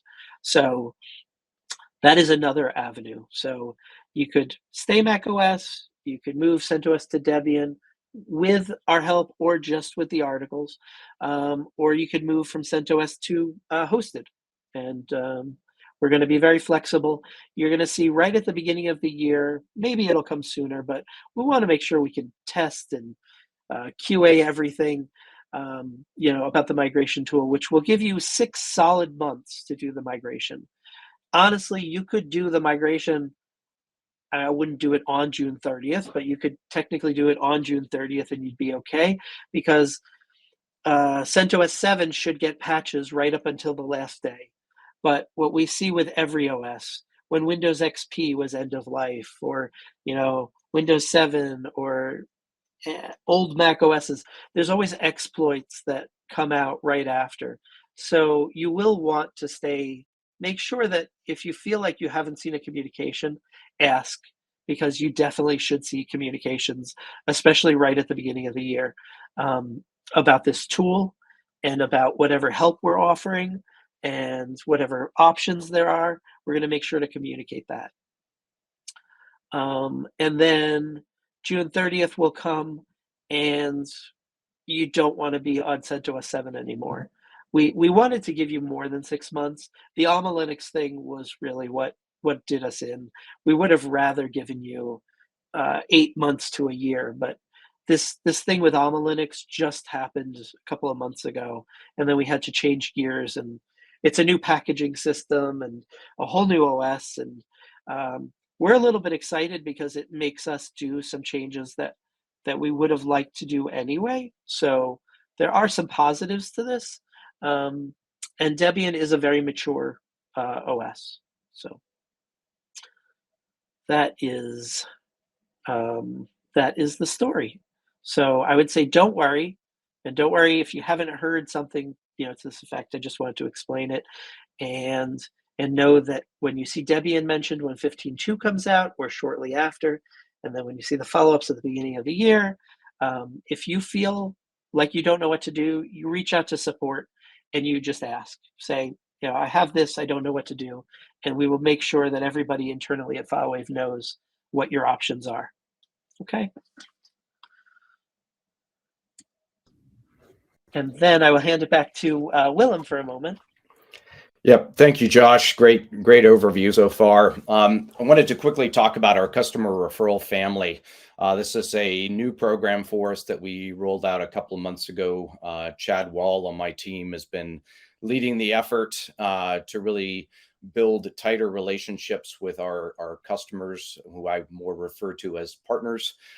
So far we have 17 organizations who have joined this family that we're building. It's really customers referring their friends and family, so to speak, to join FileWave. So we're really trying to get through word of mouth and through direct referrals from customers, more folks using FileWave. And so far, this has been very successful. We obviously appreciate your partnership with us immensely. We have some incredible customers out there, and really trying to plug into that as much as we can to help build the FileWave momentum in the market. So as you can see, obviously, we really want you to share your experiences. So videos and written testimonials, our marketing team is happy to capture those from you. And then obviously, we'd love to have you leave an online review for us. We're really trying to capture more of those. Obviously, G2, Capterra, you can see the names up there. We're happy to provide links to that if you need that type of help. We can get you directed there. What you can get potentially if you do refer us a customer who ends up being a signed FileWave customer is our FileWave certified admin course, a $1,500 value. Very excited to get folks on board that way as well, and obviously get more training and become better at using FileWave. The QR code on the right, feel free to scan that and let us know your interest. There's a form there that you can fill in, and then from my team, Chad Wall, will reach out to you to set up a meeting and take further steps. And that's it. Thank you. Back to you, Josh. Thank you. Okay. And like I mentioned earlier, also for these QR codes, if you didn't get to scan one, and later you're like, I'd like to get more information, you're going to see a follow-up email when we post to YouTube, and these will be in the YouTube video. So with that, ask me anything. So we had been collecting questions. We started to do this a couple of Alliance eMeetings ago to have people submit questions in advance. And it was pretty successful. And it was a little bit better than the old practice was. We would try and solicit questions on this session. But getting them in advance lets us, think about the question some, have a possibly more intelligent answer than what we could just sort of come up with quickly here. So what we'll do is we'll run through these. We'll see where we are with timing. I believe we have about 15 minutes. So I think we can make it through all the questions, and then we'll see what we can also do. But if you miss getting to ask something, or you feel like the answer wasn't so complete, utilize Discord or the Alliance forums, whichever one you feel comfortable with. Those are a great way to ask the question and have not just FileWave people look at it, but other customers who may have, have their own solution or angle to it. I think it's very interesting when I'll have my position as somebody who works for FileWave, but somebody who's a customer who uses FileWave, may have the better answer for you because they're using it daily in possibly a similar environment to yours. So with that said, we'll run through these, and these are as they came in. So some of them, if we misinterpret, again, if you can ask in the chat or such, or hit Discord or the Alliance forums. But why do winget commands fail to function in FileWave? Even after contacting tech support, they couldn't resolve the issue. Now, I don't know, coincidentally, there was a support case that Zachary in support had a few days ago, and I wonder if it's not related. What we found was that Microsoft had added a new -- source switch, and we've updated the winget articles, and I messaged in Discord at the very least. I should make sure I posted it on the forums, but we noticed that switch was needed. So we've gone through all the articles. One thing about winget is it's a great tool, but Microsoft is actively developing it, so there can be breaking changes. The great thing is a breaking change like a switch getting added is very easy to adjust for. So it's accounted for in the knowledge base. We went through step by step through the articles, and that was how we encountered that issue. It's unfortunate because I had tested the winget article fairly recently for somebody else, and it was fine. And then this breaking change came in. So we do try to audit the articles, but that I think that's the answer. That you should be okay now if you take a look and look for that -- source space winget additional switch that was added. When will you build an Azure AD connector to sync computer objects to Azure AD? I was not 100% sure, obviously, about the detail, but I'm thinking that it's similar to for Chromebooks. You can move computers around, use and do a model update, and it moves them around in Google's OU structure. So if that is the nature of the question, I don't believe that functionality is on the roadmap. We do support Windows MDM, so that is pushing out CSPs, or they're like Apple profiles, but the Windows equivalent. So you can push out these management profiles using MDM. But as far as moving things around, you couldn't. I will say that if you historically with AD, and I'm thinking just on-prem AD, I would see people add LDAP to see their AD structure. With Azure AD, I do not remember about that, if we do the same. But if LDAP's exposed, I would imagine we could. I know Google's LDAP adds a complexity where you can't add Google LDAP directly because they try to do a certificate-based authentication that we can't do. And I don't think the same is true for Azure. I think you probably could. So you could see the structure potentially, but you can't really use it to move things around. And the improved patching interface for third party, will it include Microsoft too? And if you saw when PN was speaking earlier, that winget is our first target. So it will be Microsoft first in this case.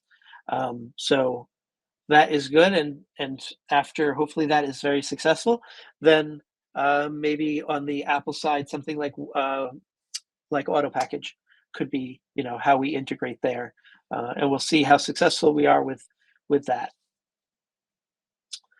And then on the Apple front, maybe I didn't know, PN, if you want to cover some or all of these. I can. Yeah, maybe I can address a few of those ones. Yeah. Rapid security response. Yes, there are some plans. Apple made them available in GDMF, which is the public repository for updates, or at least the metadata about updates. They announced this in spring, and they started to be visible over the summer. Unfortunately, we had no time to do it for 15.1. We'll see if we can do something for 15.2, but not sure. But yeah, there is definitely a plan to make them more visible than they are today. And this brings this question, or the answer to the second question, will MDM software update work better? For now, we've been told that, as I said, declarative device management will fix most of the issues we are seeing with software update MDM. So we haven't been able to try yet. And yeah, software update is painful for you and painful for us in the sense that once you've upgraded a device, it's sometimes super complicated to revert and to test again. As soon as Apple stops signing a device, it's quite impossible to revert. So not a device, an update, it's quite impossible to revert. So it's tricky. They know or complain, and all other MDM complaints about being able to get a better testing environment. But on the other hand, they argue that it's the security of their users. If they allow devices to be using an old version, that could be an open window for more problems. So yeah. So yeah, we will know very soon if that works much better than the MDN one. So stay tuned. And while I will just let the super one to Josh, but I can answer the last one. So declarative device management. There are a few features which are there, which are not in MDM. One which is quite, we believe it will be very useful for us, is notifications.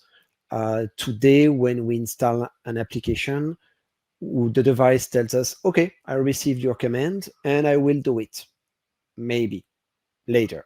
And the only way we can give you the status about the installation is to poll the device, which means sending an APN request to Apple, getting Apple contacting the device checks in, and we ask the device, hey, give me the list of all the apps.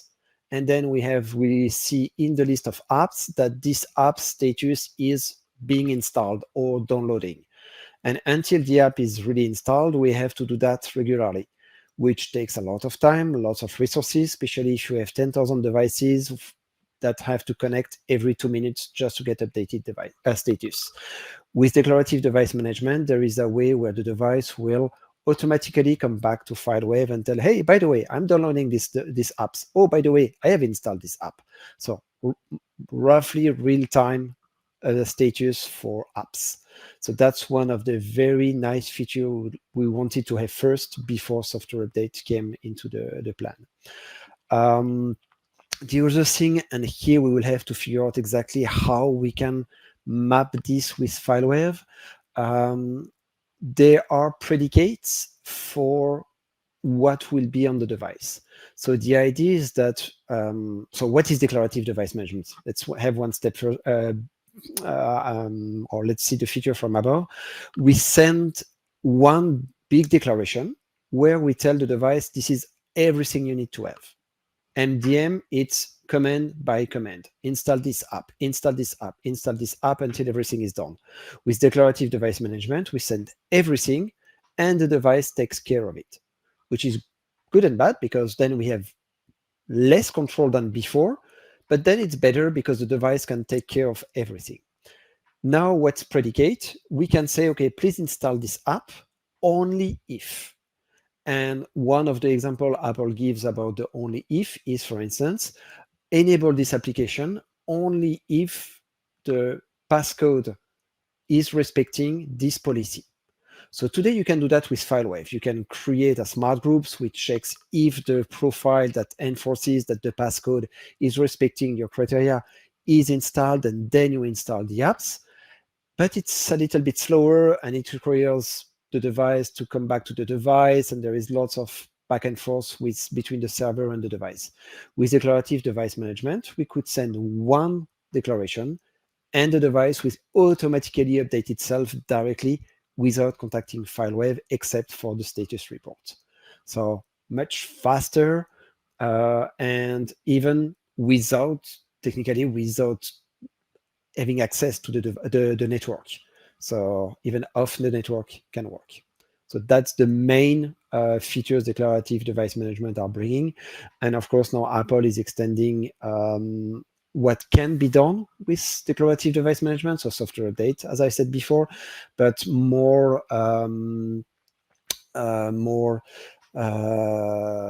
information about the devices, that's what we can get from MDM.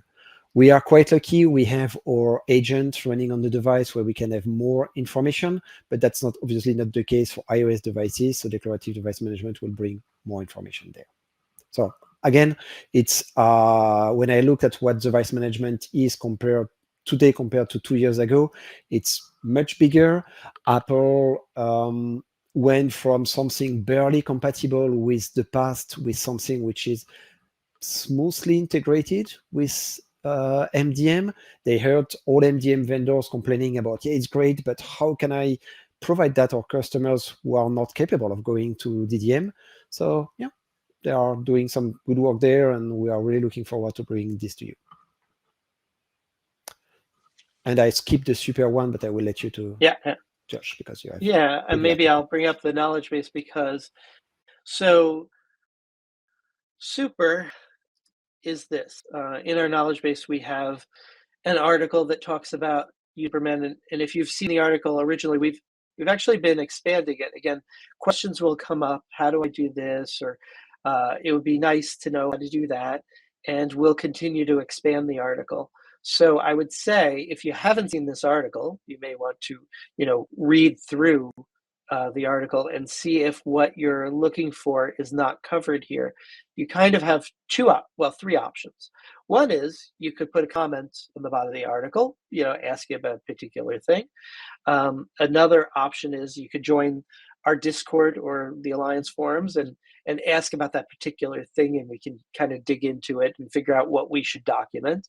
And then the other way is there's a thing called Mac Admin Slack, which probably if you support Apple stuff, you've heard of Mac Admin Slack, and there's a fairly active channel for Superman there too. So a few options, but I'd probably say that my best answer is look at this article, see what we're missing, and then collaborate with us to figure out what it is that you want to see. So that is what I'd say about that. And if anyone in here manages Macs and hasn't ever seen that we have this Superman article, in the software updates book, we actually have Superman and we have Nudge.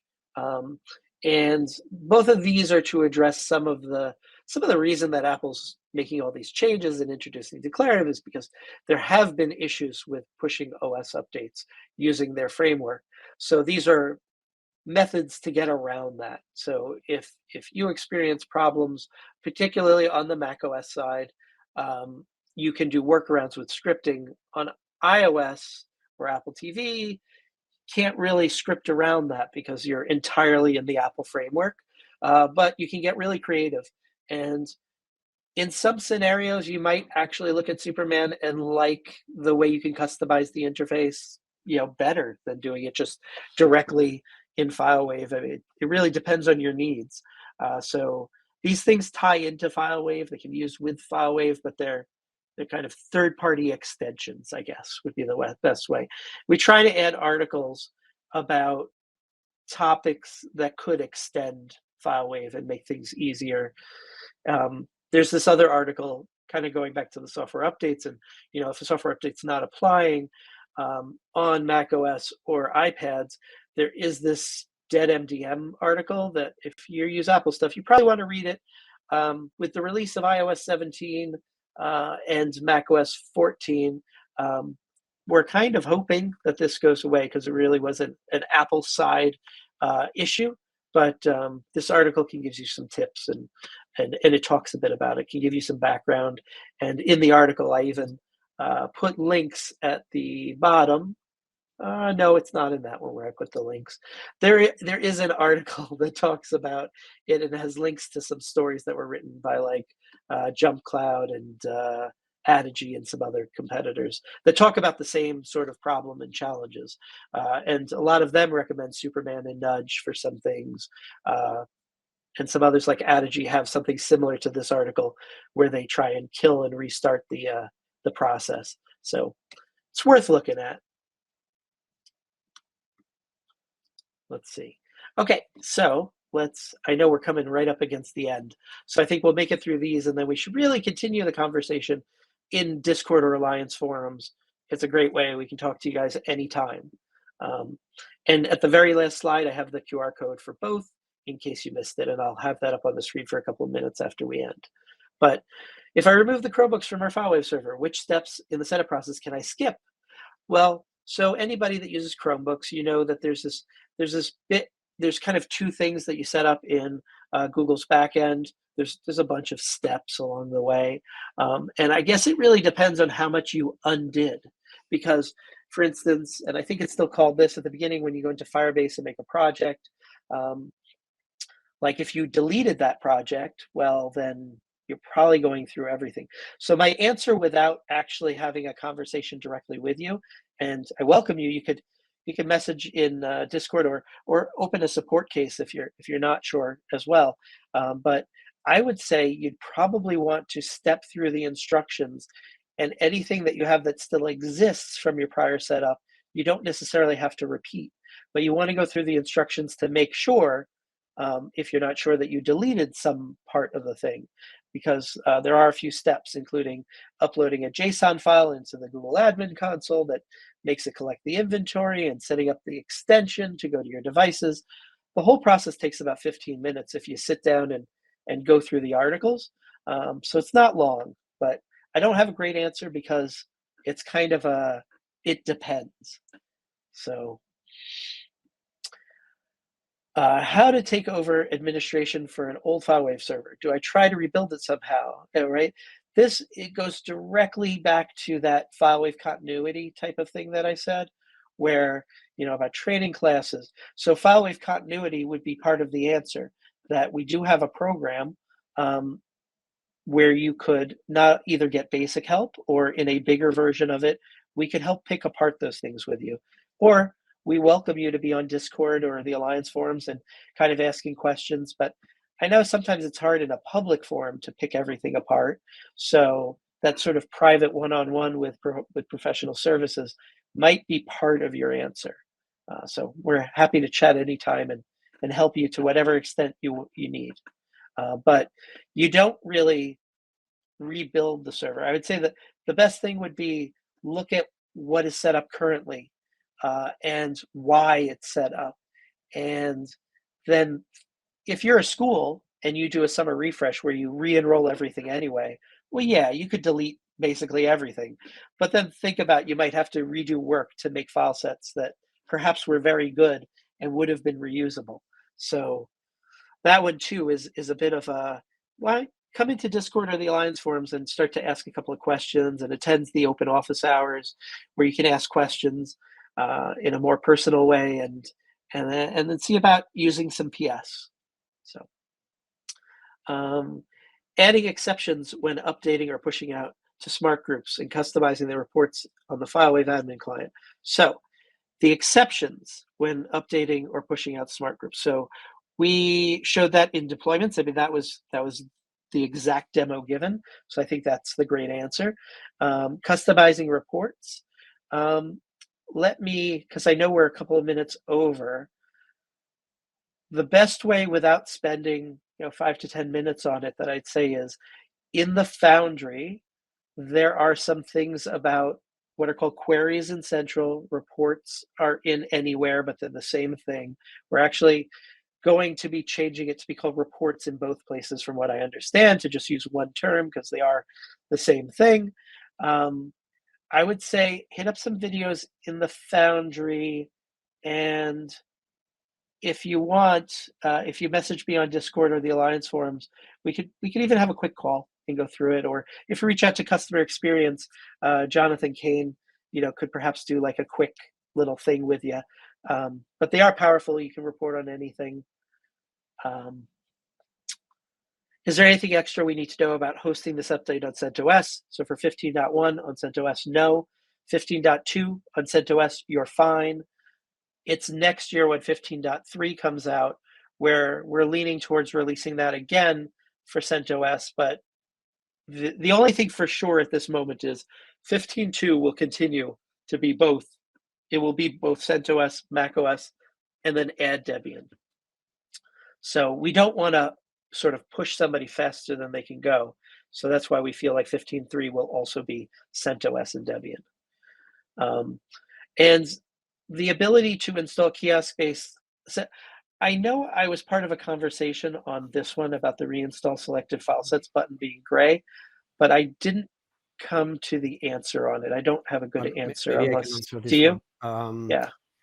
Was not intended. The reason why, what we did is that we removed the ability to install a file set which was just associated.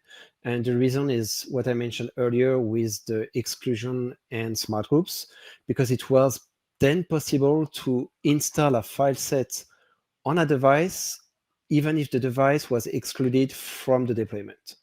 So here we were not sure if the device was just associated and then excluded, or if it was just associated and then it would be installed. So we make it simpler for us. We just disable it for associated. And we did not consider at all kiosk associated file sets. So sorry about that. I should have looked at it. So next step for this one, I will create definitely a ticket for our development teams, and we will see how we can address the kiosk ones, because yeah, it's for me a valid use case. So Okay, good. I knew it came up. I just didn't know the end result. So then, okay, so then the only thing that I feel like I did not at all cover here is the customizing reports, because I feel like that would make us run over even more than the 6 minutes we've run over. So that, or so I could help you if you're on Discord, message me, or Alliance forums, or shoot me an email, josh.levitsky@filewave.com, and I'm happy to do a quick thing and show you. But otherwise, that is all the things. And I wanted to share these links with you guys in case you missed capturing it earlier. And definitely join Discord or the Alliance forum. I know I say that a few times. It is super to stay in contact and be aware, because this manages all your systems.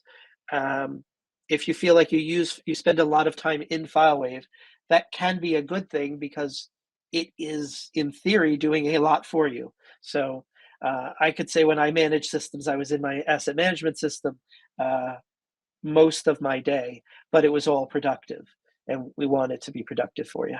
So thank you. Thank you, Josh, and thank you, team, for going through all this dense content. Thank you to all of our customers, you out there joining us here. Hopefully this was useful to you, right? Give us some feedback. I think you have many ways to reach us. Give us some feedback if you have ideas on how to make this even more impactful for you. We do want to enable you to get the best out of FileWave. As you see, I think we're making very good progress on the product. We're just driving the momentum forward there and really driving the development team hard to deliver continuous innovation to you, which is super exciting to me and hopefully to you as well, right? So with that, thank you for spending the time with us. It's awesome to have so many of you here. And we'll look forward to see you in about 3 months, when we will try to get one on the calendar just before Christmas, before the year ends. So with that, have a great day, have a great week, and I'm looking forward to talk to you soon.